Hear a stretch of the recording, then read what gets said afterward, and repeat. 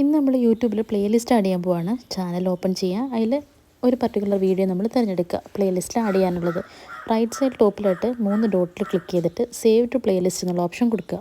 ഇതാണ് ഓപ്പണായി വരുന്ന പേജ്. ഞാൻ ഓൾറെഡി പ്ലേലിസ്റ്റ് ആഡ് ചെയ്തിട്ടുള്ളതാണ് ഇങ്ങനെ കാണിക്കുന്നത്. നമുക്ക് ന്യൂ പ്ലേലിസ്റ്റ് കൊടുക്കാം. അതിൽ നമ്മൾ ടൈറ്റിൽ ആഡ് ചെയ്യുന്നു. താഴെ വിസിബിലിറ്റി, അതിൽ പ്രൈവറ്റ്, അൺലിസ്റ്റഡ്, പബ്ലിക് 3 ഓപ്ഷൻസ് ഉണ്ട്. ഈ 3 ഓപ്ഷൻസ് എന്തൊക്കെയാണെന്ന് അതിൻ്റെ താഴെയായിട്ട് ഷോർട്ട് ഡിസ്ക്രിപ്ഷൻ കൊടുത്തിട്ടുണ്ട്. അതിൽ നമുക്ക് വേണ്ട ഓപ്ഷൻ തിരഞ്ഞെടുക്കുക, ക്രിയേറ്റ് ക്ലിക്ക് ചെയ്യുക. അപ്പം നമ്മുടെ പ്ലേലിസ്റ്റ് ഇവിടെ ആഡായിട്ടുണ്ട്.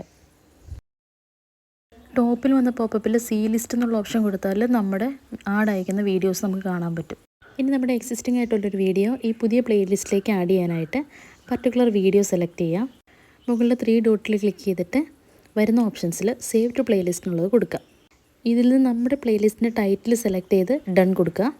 ഇപ്പോൾ നമ്മുടെ പുതിയ പ്ലേലിസ്റ്റിലേക്ക് ഈ വീഡിയോയും കൂടെ ആഡായിട്ടുണ്ട്. നമ്മൾ ബാക്കി വന്ന് പ്ലേലിസ്റ്റ് ചെക്ക് ചെയ്യുമ്പോൾ 2 വീഡിയോസ് ഇവിടെ ആഡായിട്ടുള്ളതായിട്ട് കാണാൻ പറ്റും. കഴിഞ്ഞ വീഡിയോ പറഞ്ഞ പോലെ ഇതും ബിഗിനേഴ്സിന് വേണ്ടിയിട്ടുള്ളതാണ്.